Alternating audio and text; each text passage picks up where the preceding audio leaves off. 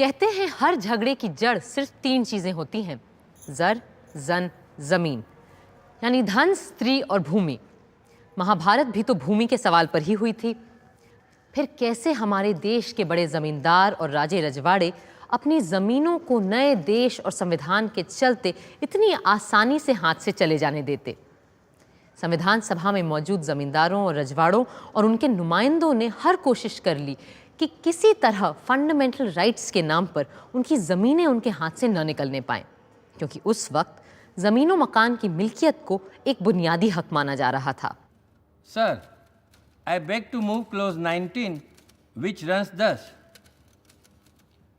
No property, movable or immovable, of any person or corporation, including any interest in any commercial or industrial undertaking, shall be taken or acquired for public use unless the law provides for the payment of compensation for the property taken or acquired and specifies the principles on which and the manner in which the compensation is to be determined. तुरंत अवध के इलाके से आए एक राजा साहब खड़े हो गए। नाम था राजा जगन्नाथ बख्श सिंह। सभापति महोदय, आपके आदेश से मैं एक संशोधन पेश करना चाहूंगा कि खंड 19 में मुआवजे से पहले शब्द उचित जोड़ लिया जाए। Mr. President, sir, when we are acquiring landed property from a zamindar, we need not pay as much as he wants. We need pay only what is reasonably required to enable him to maintain himself and his family for 1 or 2 generations. But if a poor man's property is acquired for a particular purpose, the government must pay him cost of the land and something more even. And once you acquire land, you must see that the tiller of the soil is made the owner of the land.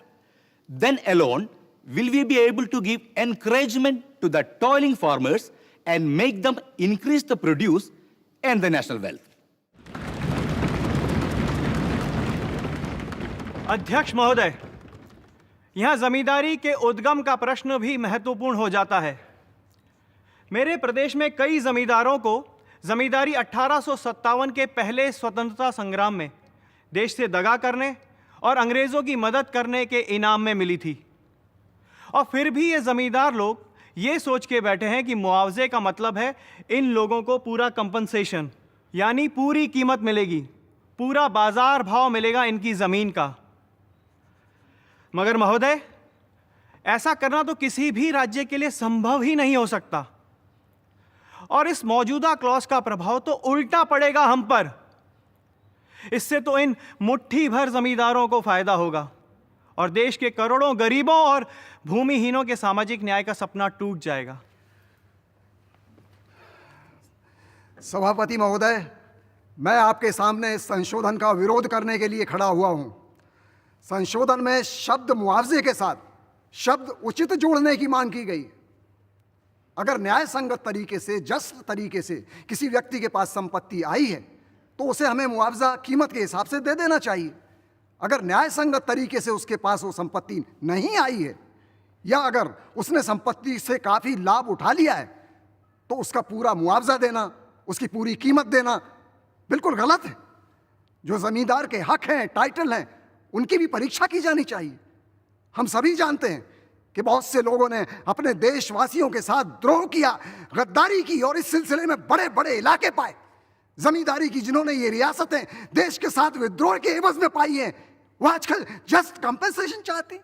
Just compensation. Just यानी न्यायोचित। इस शब्द को सबसे पहले सन 1935 के कानून में अंग्रेजों ने डाला था, पर नया संविधान बनाते वक्त कमेटी में इस पर जोरदार बहस हुई। No property, movable or immovable, of any person or corporation shall be taken or acquired for public use unless the law provides for the just compensation for the property thus taken or acquired. Does it mean that where property is to be acquired for public use, compensation should be paid, or that property should not be acquired except for public use, and then compensation should be given? This has closely followed the Government of India Act of 1935. And if the government makes a tenancy law, is that public use or not? मान लीजिए सरकार Connaught place के सारे मकानों का उनके मालिकों से अधिग्रहण कर लेती है और फिर इन्हें उन्हीं किराएदारों को दे देती है जो वहां बरसों से रहते आए हैं। तो पहला कदम हुआ अधिग्रहण और दूसरा हुआ डिस्ट्रीब्यूशन। तो इस तरह का अधिग्रहण इस अनुच्छेद के अंतर्गत आएगा या नहीं? Most certainly. यदि ऐसा है तो मैं इसके खिलाफ हूं। मैं हर उस अधिग्रहण के पक्ष में हूं जहां पब्लिक यूज का मतलब हो सरकार के काम के लिए प्रॉपर्टी का एक्विजिशन। पर एक मालिक से लेकर दूसरे मालिक को दे देने के लिए किसी की प्रॉपर्टी या घर हथिया लेना, ये मैं इसके खिलाफ हूं। May I tell you, there is a slight change in the language here. The words just compensation have been used instead of the words compensation. The expression just has been borrowed from the Australian and American constitutions. By using the words just compensation, you have made it open to question in a court of law. In that case, we will drop the word just. It's just a matter of adjustment. Half a loaf is better than no loaf. अब बारी थी सदन में बहस की। जमींदारों ने ठान लिया था कि कबहू न छोड़ें खेत और बदलाववादी लगे हुए थे सैकड़ों सालों से जमी हुई इस व्यवस्था को तोड़ने में। Sir, I stand to support the clause. We are framing a constitution for a free India. We are asking the British to quit India, though they came here 200 years ago. And in response to our demand, they are quitting India. The British acquired empires, and the landlords acquired large fortunes, both by means of exploitation. I request only a nominal compensation may be payable for acquisition of any property. मगर जमींदार और राजे रजवाड़े इतनी आसानी से कैसे मान जाते? राय बहादुर श्याम नंदन सहाय ने एक और ही पैंतरा फेंका। Sir, this compensation clause does not cover zamindari alone. इसमें पूरे मुल्क में फैली हर तरह की चल और अचल संपत्ति की बात भी शामिल है और हो सकता है आगे चलकर देश के भले के लिए हमें छोटे किसानों की बटाई की काश्तकारी भी एक्वायर करनी पड़े। तो क्या आप उस दिन उन्हें जस्ट कंपनसेशन नहीं देंगे? The right to private property and the protection of that private property is the acceptance of the principle of right over might. आप चाहें तो इस उसूल को उठाकर फेंक दीजिए, पर इस तरह हम धीरे धीरे स्वराज से जंगल राज की तरफ चले जाएंगे और हमारे समाज का बना बनाया ताना बाना बिखर कर तार तार हो जाएगा। मेरे काबिल दोस्त जमींदारी के बारे में पूरी जानकारी नहीं रखते, सिर्फ आधी अधूरी बातें जानते हैं। वो भूल रहे हैं कि मुल्क में कई जगहों पर कई लोगों ने जमींदारियां अपनी जिंदगी भर की कमाई से बड़ी कीमत देकर खरीद कर हासिल की हैं, किसी खैरात में नहीं पाई हैं। If the honorable mover of the clause 19 feels, as I do, that compensation means just and fair compensation, the mover of the amendment may withdraw his amendment. जनाब, दिक्कत सिर्फ जमींदारियों की नहीं है, बल्कि और बहुत बड़ी है। और ये दिक्कत है उद्योग की, इंडस्ट्री की। अभी कुछ 6-7 साल पहले दूसरी जंग अजीम में कई उद्योगपतियों ने अपनी लागत से कई 100 गुना मुनाफा कमाया है। कपड़ों के कारखाने को ले लीजिए, जहां 50 करोड़ लगाकर कईयों ने तो हजारों करोड़ का मुनाफा कमाया है। विश्व युद्ध में दुनिया में किसी ने भी इतना पैसा नहीं कमाया जितना कि हमारे देश के उद्योगपतियों ने कमाया है। इसलिए मेरा कहना है कि अगर हमने इस क्लॉज को जैसे का तैसा पास कर दिया तो आने वाले वक्त में भूमि सुधार यानी लैंड रिफॉर्म के काम में एक बहुत बड़ी अड़चन पैदा कर जाएंगे। अंत में वोट से पहले सरदार पटेल सारे प्रश्नों का जवाब देने खड़े हुए। The discussion on this question has gone on the wrong track. Those who took part in the debate assumed that this clause was intended for the purpose of acquiring zamindaris. Land will be required for many public purposes. Not only land, but so many other things may have to be acquired.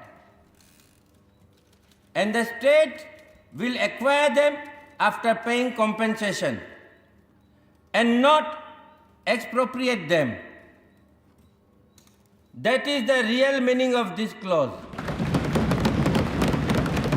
But the zamindars or some of their representatives thought that their interests must be safeguarded by moving an amendment or by making a speech here. They must recognize the times and move with the times.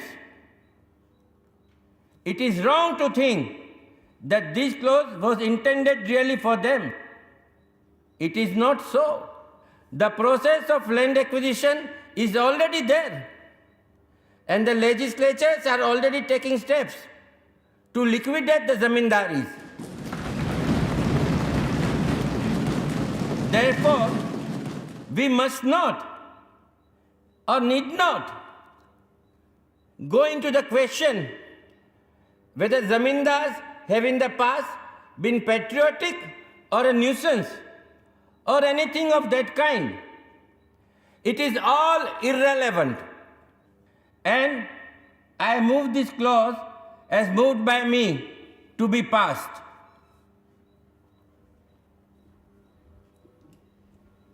Those in favor of the motion say aye.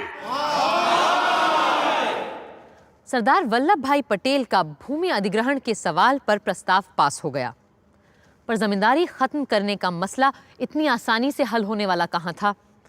10 सितंबर 1949 को जमींदारों की जमीन देश के लिए लेने के बारे में एक संशोधन प्रस्ताव संविधान सभा के पटल पर रखा प्रधानमंत्री जवाहरलाल नेहरू ने। जनाब सदर साहब, इन सवालों के जवाब के दो पहलू हैं। एक, the individuals right to property, और दूसरा, the communities interest in that property. यानी मिल्कियत में एक तरफ फर्द का और दूसरी तरफ पूरे समाज का हक। इस अमेंडमेंट में हमने इन दोनों पहलुओं को मद्देनजर रखने की पूरी कोशिश की है।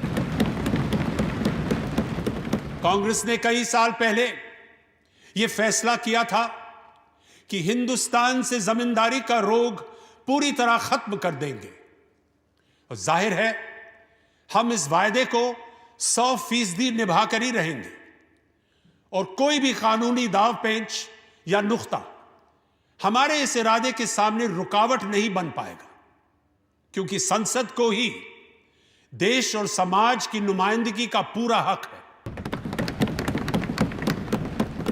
कई गांधीवादी कांग्रेसी नेताओं ने पंडित नेहरू के अनुमोदनों का जोरदार समर्थन किया। जनाब सदर साहब, गोलमेज कॉन्फ्रेंस के वक्त महात्मा गांधी जी ने कहा था,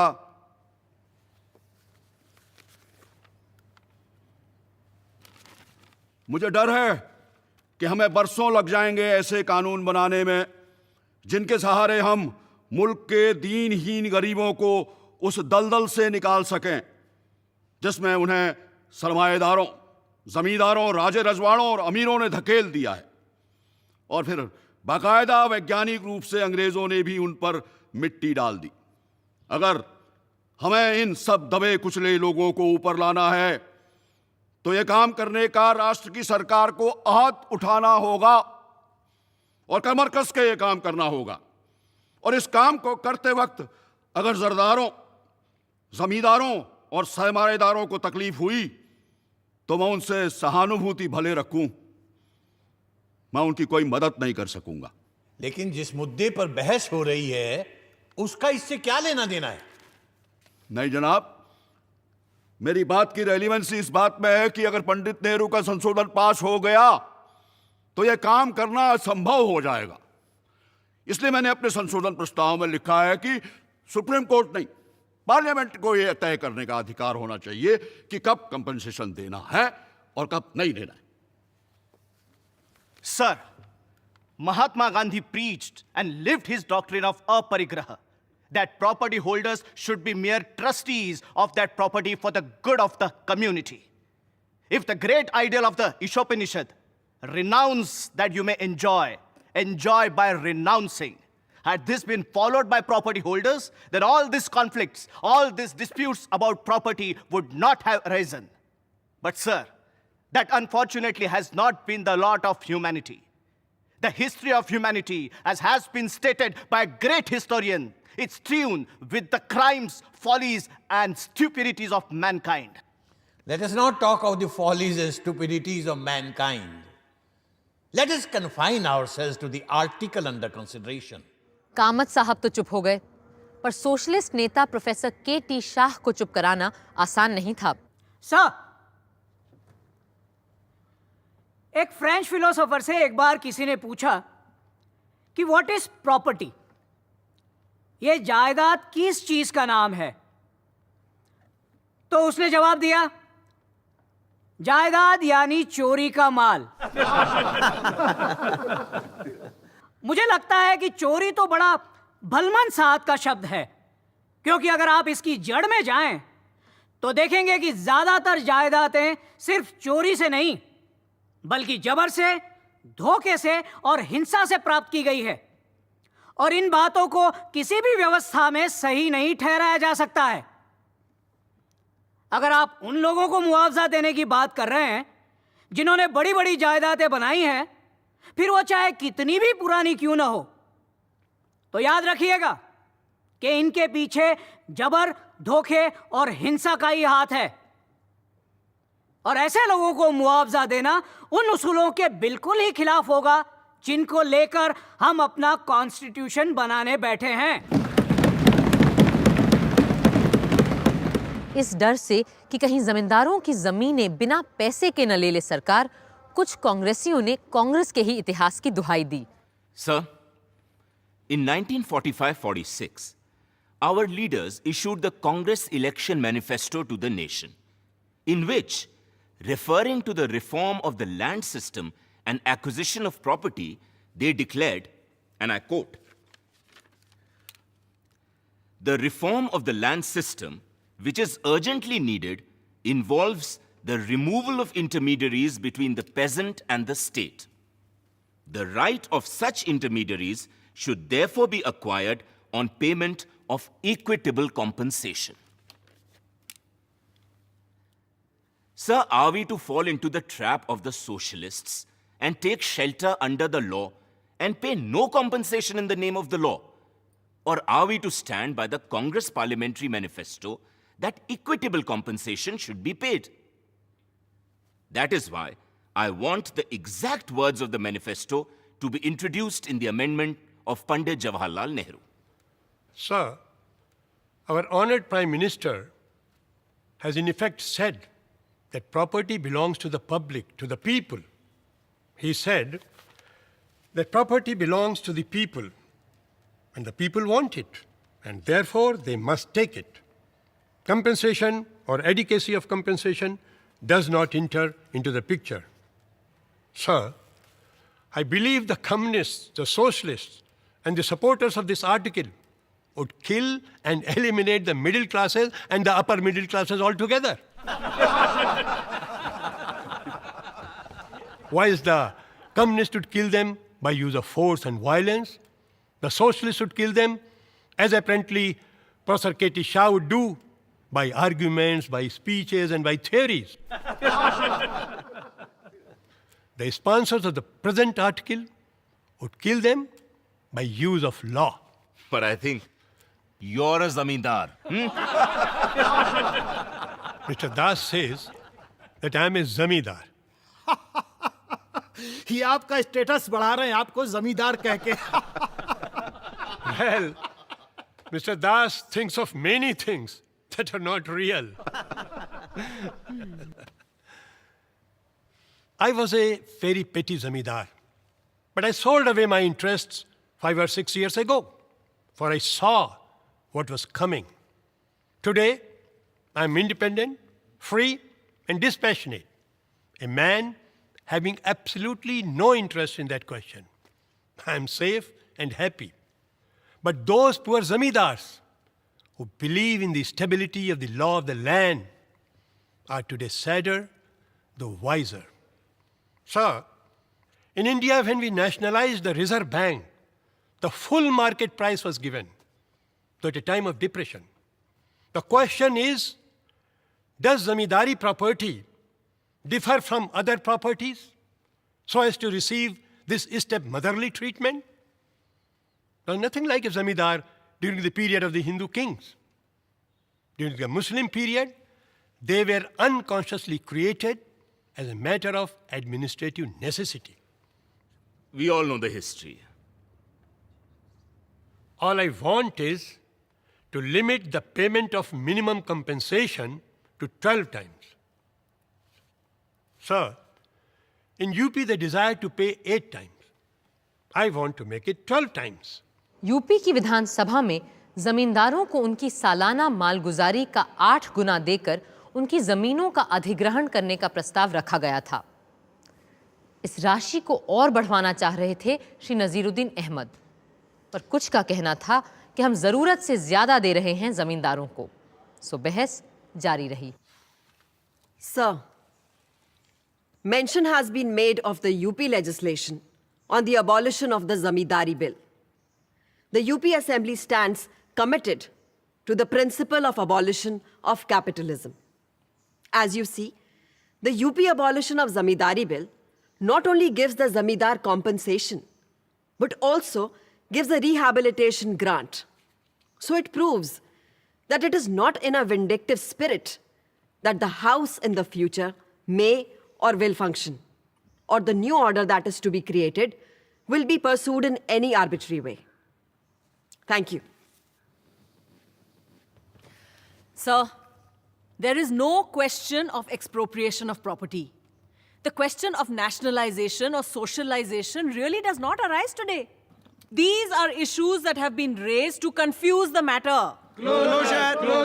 श्रीमती रेणुका राय का तर्क था कि इस क्लॉज का जायदाद के राष्ट्रीयकरण या समाजवाद से कोई लेना देना नहीं है। If someone thinks that the state is going to steal his property, then he is wrong. The government is here to protect you, not harass you in the name of nationalization. The government has laid down its economic policy. That policy does not include any nationalization or socialization, except in the case of the abolition of zamindari. जब श्रीमती रेणुका राय काफी देर बोल चुकी थीं, तो आखिर अध्यक्ष महोदय ने उन्हें टोक ही दिया। I hope you have finished now. I have just 1 or 2 more points, sir. More points or more words? More points, sir. Last of all, I appeal to this House and say, let us not accept something which posterity may point to and say that we were more interested and concerned in entrenching vested interests in the Constitution than all other rights. Let them not say that the right to property was the only fundamental right in which we showed most concern. As let us not forget that no other economic right is incorporated in fundamental rights. All others are directive principles, as pious hopes for the future. Thank you. Thank you. Next speaker, Begum Ejaz रसूल। जनाब, मैं आपको इस बात पर तवज्जो दिलाना चाहती हूँ कि 7:15 बज चुके हैं और हम सब यहाँ पिछले 7 घंटों से बैठे हैं और अभी भी तमाम लोग इस अहम मुद्दे पर अपनी बात रखना चाहते हैं।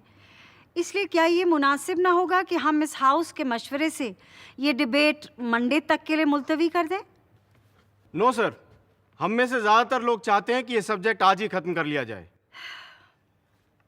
सर, बेचारे जमींदारों को भले पूरा मुआवजा हम ना दें, उन्हें अपनी बात कहने का पूरा मौका तो हम दे ही सकते हैं ना। जी जनाब, कम से कम उन्हें अपनी आखिरी हिचकियां तो ले लेने दीजिए। The House stands adjourned now till 9 o'clock Monday morning. सोमवार को भी वार जारी रहे। पहले वक्ता मैसूर के श्री एच सिद्धवीरप्पा ने एक संशोधन रखा कि प्रस्ताव में रैयतवारी का जिक्र भी होना चाहिए। Mr. President, sir, I am not unaware that the legislative enactments dealing with the abolition of zamindari in Madras and Bihar do not refer to the system of Rayatwari lands. In fact, the bill pending before the United Provinces Legislature also does not in any way affect the Rayatwari system. As you are aware, sir, under the Rayatwari system, the owner of the land himself is the cultivator. Either he personally cultivates or he cultivates with the help of an agricultural labor. There is no intermediary between him and the state. There is no man who gets an unearned income as under the zamindari system. As a matter of fact, a different set of land reform is required in the case of Rayatwari holdings. I am moving this amendment as a matter of caution and prudence. Darbhanga के राजा कामेश्वर सिंह का नजरिया जाहिर है पंडित नेहरू से बिल्कुल उल्टा था। हमें बड़ा धक्का लगा अध्यक्ष महोदय, जब हमें यह पता चला कि यह अमेंडमेंट किसी और ने नहीं बल्कि खुद हमारे प्रधानमंत्री जवाहरलाल जी ने पेश किया और इसके पीछे श्री एन गोपाल स्वामी अयंगार, श्री अलादी कृष्ण स्वामी अय्यर, श्री के एम मुंशी और यूपी के प्रीमियर पंथ जी जैसे संवैधानिक और कानूनी दावपेच के माहिर लोगों ने पेश किया। मेरी समझ में एक बात नहीं आई अध्यक्ष महोदय कि कैसे इस तरह के जबरदस्ती जब्ती के कानून को संविधान में पास करवाना जायज हो सकता है, क्योंकि इस तरह के कानून को कभी कोई अदालत सही और न्यायोचित मान ही नहीं सकती। मैं यहां उपस्थित तमाम लोगों से पूछना चाहूंगा कि क्या आप लोगों को इस तरह के भेदभाव की नीति ठीक और सही लगती है? इज इट फेयर और जस्ट? मुझे इस बात का इल्म है अध्यक्ष महोदय कि कांग्रेस पार्टी ने जमींदारी उन्मूलन का बीड़ा उठाया है, पर उसी तरह कांग्रेस पार्टी ने यह भी तो वादा किया था कि वो जमीन के हर टुकड़े का बाकायदा उचित मुआवजा मुहैया करवाएगी। मैं इस प्रस्ताव के पेश करने वालों से एक इल्तिजा करना चाहूंगा कि वो इस सदन में कोई भी ऐसी हिमाकत ना करें जो उन उसूलों को ही तोड़ दे जिन पर कांग्रेस जैसी संस्था की बुनियाद खड़ी है। Mr. President, sir, in supporting Article 24 as moved by the Honorable Prime Minister, I crave the indulgence of the House to say a few words, as I have not always seen eye to eye with the Honorable Prime Minister. I might mention that I am a small proprietor who is vitally affected by the Madras legislation. But I felt that the clause, as moved by the Honorable Prime Minister, enabling the government to seek the certification of the President, will put an end to litigation.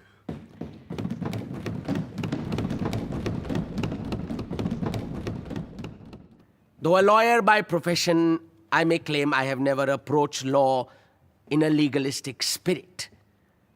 Law, according to me, if it is to fulfill its larger purpose, must serve as an instrument of social progress. It must reflect the progressive and social tendencies of the age. Our ancestors never regarded the institution of property as an end in itself. Property exists for dharma. Dharma and the duty which the individual owes to the society form the whole basis of our social framework. The sole end of property is yagna and to serve a social purpose, an idea which forms the essential note of Mahatma Gandhi's life and teachings. In the fervent hope that the amendment will further social progress of the teeming millions of the agricultural population of this country, I accord my wholehearted support to the proposition as put forward by the Honorable Prime Minister. जमींदारों की lobby के लोग अब तक सचमुच हिल चुके थे। आदरणीय अध्यक्ष जी, मुझे आज सुबह यहां खड़े होते वक्त डर लग रहा है कि पता नहीं मेरे ख्यालात को यहां किस नजर से देखा जाएगा। श्रीमान, आप बिल्कुल मत घबराइए। Do not worry.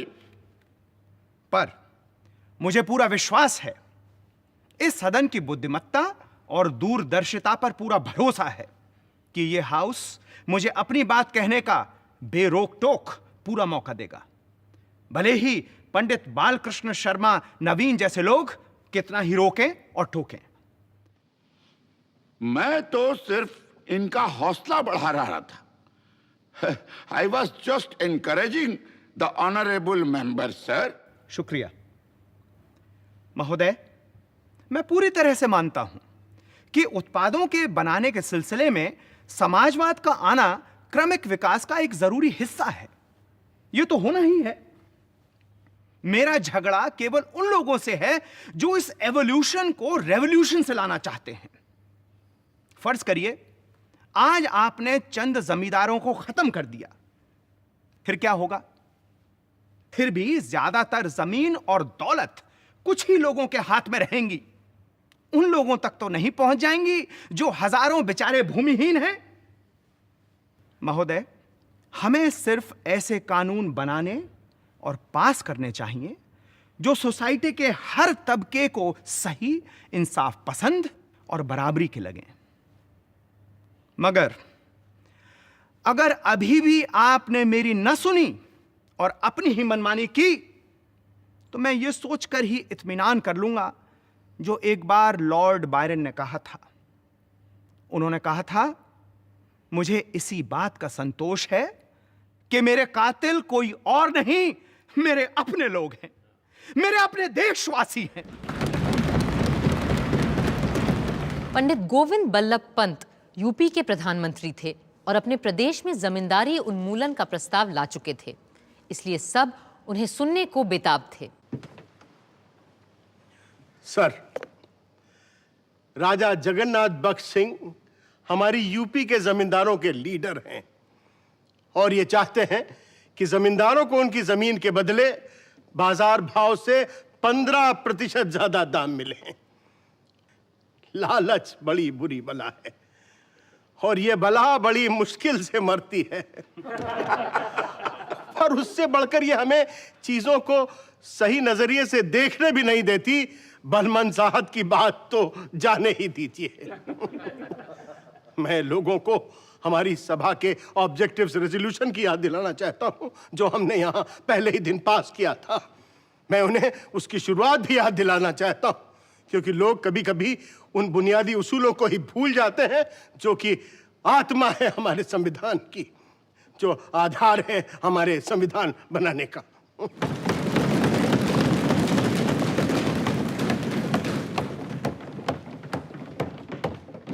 मैं साफ कर देना चाहता हूं कि हमारे संविधान में जमींदारी उन्मूलन और भूमि सुधार लाए ही इसलिए जा रहे हैं कि हम संघ के सामाजिक उद्देश्यों को पूरा कर सकें।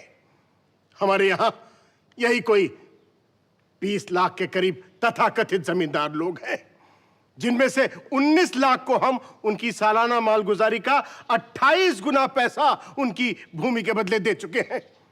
कौन कहेगा कि यह मुआवजा कम है? क्या यह बेइंसाफी है? क्या यह काफी नहीं है कि चाहे कोई अपनी जमीन से कितना कम क्यों ना कमाता हो, हमने उसकी भूमि का कम से कम 8 गुना तो पैसा उसे दिया ही है। आप में से जो लोग जमींदारी के इतिहास से वाकिफ हैं वो तो जानते ही होंगे कि जब अंग्रेज जमींदारी की व्यवस्था लेकर आए थे तो इन जमींदारों को इनकी पूरी कमाई का 10% से अधिक रखने की इजाजत नहीं थी और कभी कभी तो इनको अपनी जेब से पैसा अंग्रेजों को देना पड़ता था कि इनकी नंबरदारी चलती रहे। हाँ, जमींदारों ने जो बोया था वही आज काट रहे हैं। ये इन्हीं की करतूतों का फल है। अध्यक्ष जी, जमींदारी की बात करते समय हम उसे कैसे नजरअंदाज कर सकते हैं जो आज चीन में हो रहा है, जो आज बर्मा में हो रहा है। सो मेरी पूरे हाउस से अपील है कि ये आर्टिकल पास करते वक्त हम पूरे माहौल को ध्यान में रखें और अपनी नजर उन उद्देश्यों से ना हटने दें जिनको लेकर हम यहाँ अपना संविधान बनाने बैठे हैं। हवा का रुख किधर को है ये सबको पता था, पर फिर भी जमींदार और रियासतों, रजवाड़ों, ठिकानों वालों ने उम्मीद नहीं छोड़ी थी। वो इस कोशिश में लगे थे कि जितना फायदा भी मिल सके उतना ही सही। बेगम एजाज रसूल खड़ी हुई एक इमोशनल अपील के साथ। कुछ लोग ये ज़रूर समझेंगे कि मैं इस तरह का बयान इसलिए दे रही हूँ क्योंकि इसका मुझ पर सीधा असर होने वाला है। जनाब, मेरी आवाज़ कितनी भी बेअसर और कमज़ोर क्यों ना हो, लेकिन मैं सैकड़ों हज़ारों लोगों के जज्बात की तायीद कर रही हूँ। हिंदुस्तान के कई अदद अखबारों ने भी इसके हक में अपनी राय जाहिर की है। यूपी में ज़मींदारी बिल के मातहत तकरीबन 1 करोड़ लोगों की आमदनी पे बुरा असर होगा और जो मुआवजे की तजवीज़ पेश की जा रही है उससे तो 2 जून की रोटी भी मैसर नहीं होने वाली। क्या यूपी के वजीर आज़म ने इस बारे में सोचा भी है कि इन बेचारों का क्या हश्र होने वाला है? बिना किसी जरिया माश के इन्हें दर बदर भटकने के लिए बेदखल किया जा रहा है। ये आप क्या कह रही हैं बेगम साहिबा? जमींदारी तो वैसे ही खत्म होने वाली है। I warn the Premier of UP that by depriving the zamindars of their source of livelihood without making any proper provision for them, he is creating problems for himself, which it may be difficult for him to cope with. माफ कीजिएगा बेगम साहिबा, क्या आप श्रीमान पंत को धमकी दे रही हैं? Are you daring premier Pant? Order, order.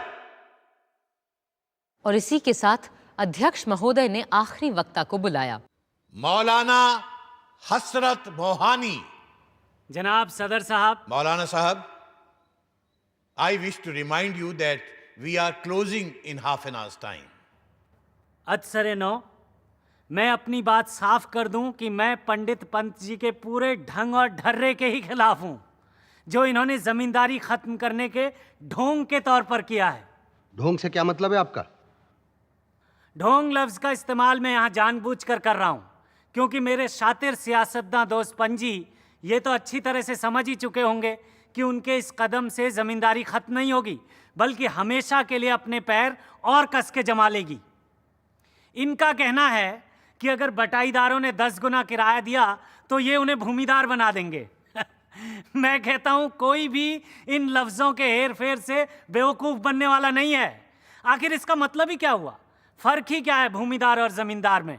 ज़मीन फ़ारसी का लफ्ज़ है और भूमि संस्कृत का शब्द, और पंडित जी एक को हटाकर दूसरे को ला रहे हैं बस। ये और कुछ नहीं, लफ्ज़ों का खेल है, लफ्फ़ाजी है। ये भूमिदार और कोई नहीं, कल के ज़मींदार ही होंगे और चंद ज़मींदारों के बदले हम बहुत से भूमिदारों को खड़ा कर देंगे बस।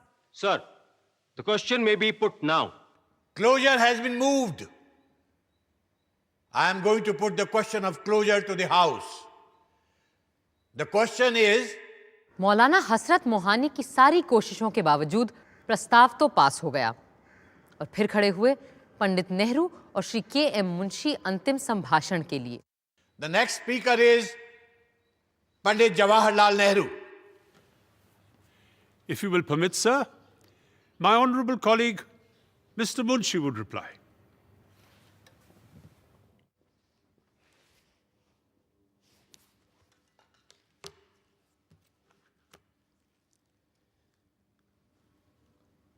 अध्यक्ष महोदय, सर, प्रधानमंत्री पंडित नेहरू के शानदार बयान, साथ में मेरे मित्र श्री अल्लादी कृष्ण स्वामी अय्यर और यूपी के प्रीमियर पंडित पंत जी के ओजस्वी भाषणों के बाद मेरे कहने को कुछ खास बचता नहीं है। किंतु सर, मैं ये नहीं चाहता कि इस सभा की यह बहस यूपी के प्रीमियर पंत जी और यूपी के जमींदारों के बीच की तू मैं बनकर रह जाए। जैसा कि एक समय लगने लगा था। आपको आज पूरे देश को एक संपूर्णता के साथ देखना होगा। ना तो मैं इस बहसा बहसी की तरफ ध्यान देना चाहता हूं, ना मुझे जमींदारी की उत्पत्ति के बारे में कुछ सुनना है। मैं केवल इस तरफ ध्यान देना चाहता हूं कि मद्रास, बिहार और यूपी के 3 बिल आज उदाहरण के रूप में देश के सामने हैं और इन पर अमल होना भी शुरू हो चुका है।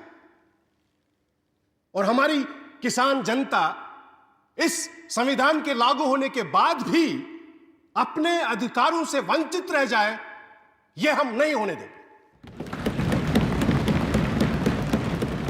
इन 3 लेजिस्लेशंस, इन 3 प्रस्तावों के अंतर्गत 7 करोड़ 40 लाख एकड़ जमीन आती है। फिर इसका असर 7 करोड़ 20 लाख किसानों और काश्तकारों के जीवन पर भी पड़ा है। और अब हम इतने लोगों का भविष्य दांव पर नहीं लगा सकते, वो भी सिर्फ कोई 5,500 जमींदारों के लाभ के लिए। May I know how you have calculated this figure, sir? मुझे ये आंकड़े मंत्रियों से मिले हैं। हां, अगर उन्होंने मुझे गलत आंकड़े दिए हैं तो मैं भी गलत हो सकता।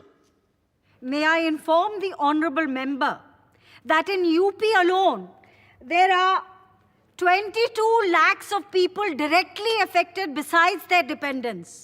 मेरे पास यूपी के आंकड़े भी मौजूद हैं। वहां सिर्फ 10,000 के करीब जमींदार ऐसे हैं जिन्हें उनकी सालाना आमदनी के 13 गुना से थोड़ा कम पैसा प्राप्त हुआ है। ये आंकड़े मुझे पंडित पंत जी से मिले हैं और कोई कारण नहीं है कि इन पर अविश्वास किया जाए। पर थोड़ी देर के लिए मान लीजिए कि ऐसे जमींदारों की संख्या 10,000 नहीं 30,000 है, तो भी क्या इसका मुकाबला आप 7 करोड़ 20 लाख किसानों की जिंदगी से कर सकते हैं? क्या आप चाहेंगे कि इस देश में गदर बच जाए, किसान क्रांति को उड़ जाए, वो भी सिर्फ इसलिए कि कुछ हजार लोग अपनी आयात करते रह सकें, जैसा कि वो सदियों से करते आ रहे हैं? What about the individual loss? Sir, मैं इस मुद्दे को किसी व्यक्तिवादी दृष्टिकोण से नहीं देख रहा हूं। मेरे ऐसे बहुतेरे मित्र हैं जो कल तक 5,000 रुपया महीना की आमदनी कमा रहे थे और आज उन्हें सिर्फ 500 से काम चलाना पड़ रहा है। किंतु फिर भी हम इस जमींदारी उन्मूलन के संवैधानिक प्रस्ताव को किसी व्यक्तिवादी या व्यक्तिगत नजरिए से नहीं देख सकते। आज जो हमने यहां किया है वो एक राष्ट्रीय और सामाजिक क्रांति है और अब हम पीछे की ओर नहीं पलट सकते। But how is the state? मैं चाहता हूं कि आप मेरे बोलते समय टोका टाकी ना करें और मैं आपको यह भी साफ बता देना चाहता हूं कि हम जो प्रस्तावित कर रहे हैं वो सारे पक्षों के लिए एक बेहतरीन और सबसे न्याय संगत समझौते का रास्ता है, जिस पर तमाम बहस और विचार के बाद हम पहुंच चुके हैं। और ये सदन जितनी जल्दी इसे स्वीकार कर लेगा उतना ही शुभ और सुंदर होगा। जमीन का मसला इतना लोगों के दिलों से जुड़ा हुआ था कि संविधान सभा के संसद में तब्दील होने के कुछ महीनों बाद ही नए गणराज्य की संसद को जमीन के सवाल पर ही पहला अमेंडमेंट लाना पड़ा। 16 मई 1951 को पंडित जवाहरलाल नेहरू ने यह प्रस्ताव सामने रखा। Now I shall proceed with the other article, the important one, namely Article 31. This article deals with the abolition of the zamindari system, with land laws and agrarian reform. I am not a zamindar, nor am I a tenant. I am an outsider. But the whole length of my public life has been intimately connected with agrarian agitation. And if there is one thing to which we as a party have been committed in the past generation, it is agrarian reforms and the abolition of the zamindari system. With compensation, sir. With adequate and proper compensation. Not too much. Adequate is quite enough, sir. Thank you. We do not allow anyone to suffer, but inevitably, in big social changes, unfortunately, some people have to suffer. Somehow we have found that this magnificent constitution that we have framed was kidnapped and purloined by the lawyers. It is a paradise for them. I do not grudge anyone entering paradise. What I do object to is the shutting of the door and preventing others from coming in. The other day, I was reading an article about India by an eminent American. The author finished off by saying that India has very difficult problems to face. But the most acute can be put in 5 words: land, water, babies, cows, and capital. No lawyers there.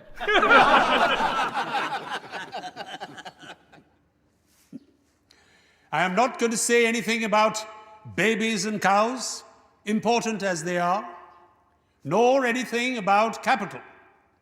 Now, we come back to the land and water issue. Water is connected with the land that we want to improve, and we have big river valley schemes, wells, and all that. Finally, we come back to the land, which is the most important of all.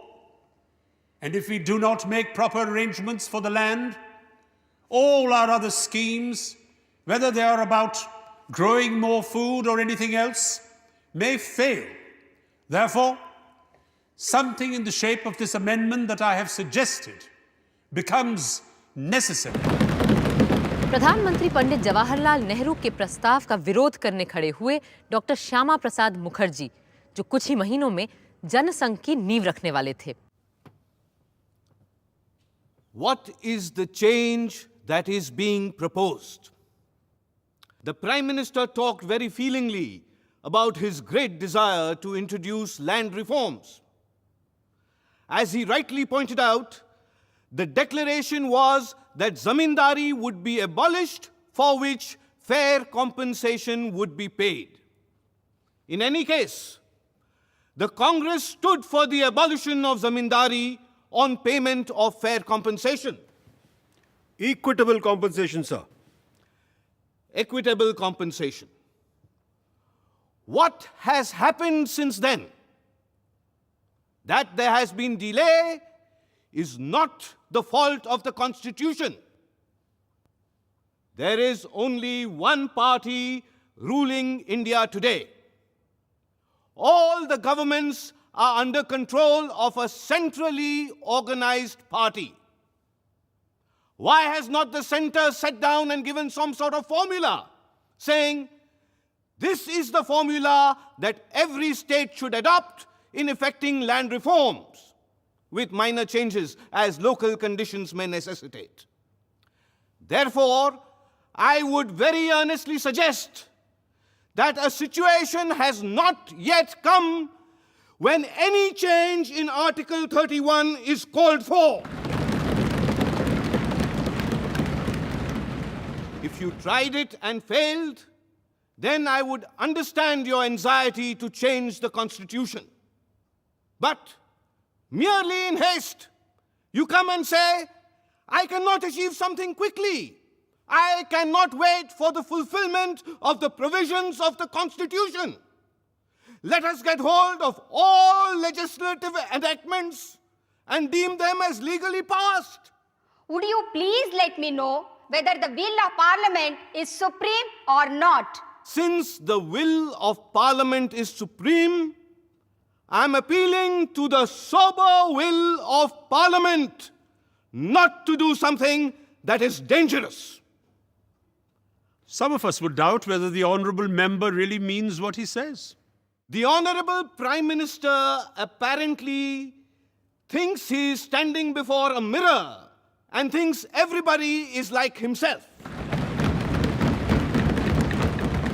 Doctor Shyama Prasad Mukherjee का पंडित नेहरू से मतांतर राजनैतिक और सैद्धांतिक था, पर बहुत से जमींदारों के लिए तो ये जीने मरने का प्रश्न था। दरभंगा के राजा कामेश्वर सिंह भी उन्हीं में से एक थे और किसी भी तरह के लैंड रिफॉर्म के सख्त खिलाफ थे। बल्कि उस दिन तो वो उस संसद के भी खिलाफ हो गए जिसके वो खुद सदस्य थे। This parliament again is a provisional one, and it cannot be said to be reflecting the will of the people. It is highly improper to make fundamental changes in the constitution without making any reference to public opinion.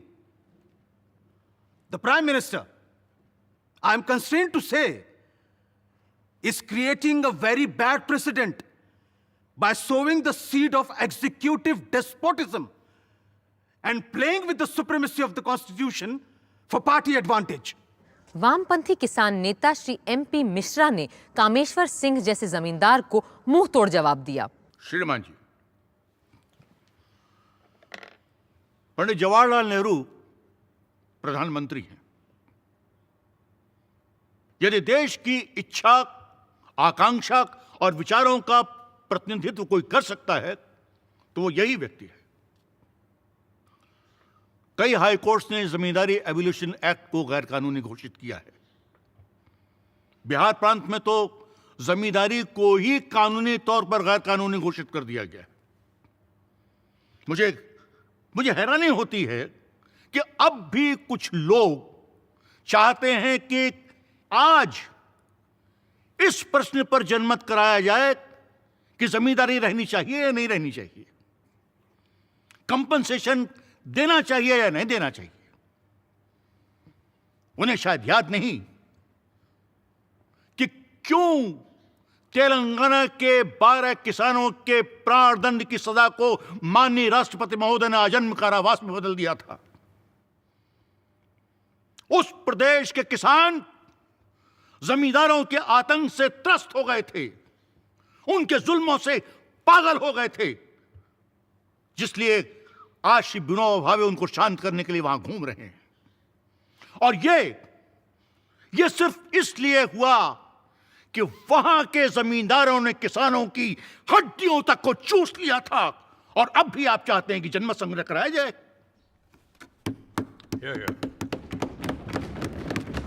जमींदार ये सोचते थे कि दिल्ली उन्हें बचा लेगी।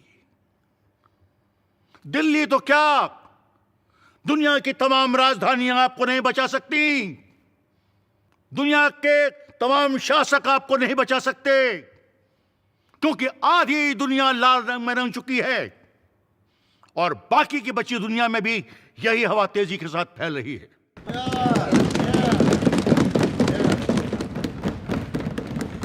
क्या अब भी सुप्रीम कोर्ट जाने की आवश्यकता है?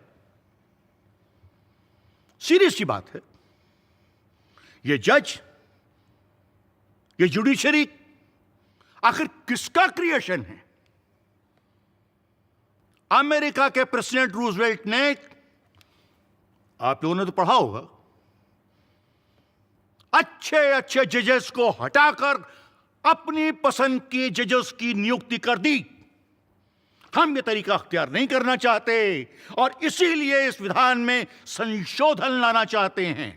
उस दिन भी फर्स्ट अमेंडमेंट को सबको समझाने और उसे सदन के तूफानी थपेड़ों से बचाकर किनारे लगाने का काम किया डॉक्टर अंबेडकर ने। Now I come to clause 4 of the bill. This clause introduces a new article, 31A. What this article does is to permit a state to acquire what are called estates. Secondly, it says that when legislation is undertaken to acquire estates, nothing in the fundamental rights shall affect such a legislation. I am emphasizing the word estate. The new article does not apply the acquisition of land. It applies to the acquisition of estates in land, which is a very different thing. I would have very much liked if the state had acquired all these properties and kept the land to create collective farming and cooperative farming. We have a large number of landless laborers in this country. But when you make these laws, making the tiller of the soil the owner of it, what provision can you make for the welfare of these landless laborers? If you want the betterment of agriculture, I'm convinced the intermediaries must be liquidated. The original article exempted compensation for the acquisition of zamindari rights. We are now dealing with exemption of discrimination. I do not see why Article 31 should now continue to operate when there is a law for the purpose of acquiring these estates. वक्त के साथ जमीन जायदाद की मिल्कियत को बुनियादी हकों से खारिज कर दिया गया। इसके बाद भी भूमि और संपत्ति के कानूनों में कई बदलाव हुए हैं और हो रहे हैं और शायद फिर होंगे। जैसे 2013 में भूमि अधिग्रहण के लिए 80% गांव वालों की इजाज़त लेना लाजमी कर दिया गया है। इस दास्तान ज़मीन और जायदाद का अंत कब और कहां होगा, इसके बारे में तो यही कहा जा सकता है कि आगे आगे देखिए होता है क्या।